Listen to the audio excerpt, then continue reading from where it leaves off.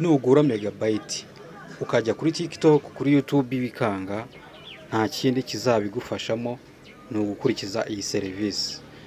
Ujya hano muri setting ukajya kuri sim cards, hanyuma ugahitamo ibijyanye na mobile data cyangwa internet.com, hanyuma ugakurikira neza intambwe ku yindi.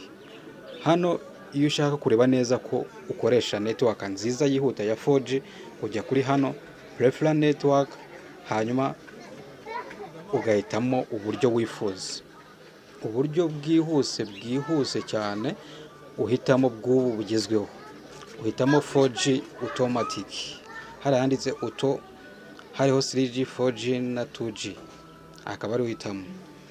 Ibyo iyo umaze kubikora uhita umanuka hasi kuri access point, hanyuma ukareba yuko muri serivisi zawe za internet handitsemo ariya magambo internet.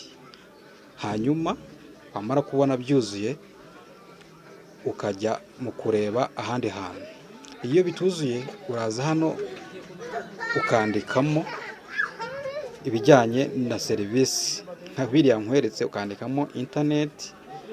Hanyuma wamara kwandikamo internet, hasi ugahita wandikamo internet.com, hanyuma ukabisevinga.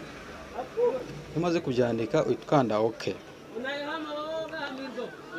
Iyo umaze ukanda OK uhita umanuka kuri APN, hanyuma ukandikamo internet.com. Maze kwandika internet.com uhita ukomeza ugasevinga.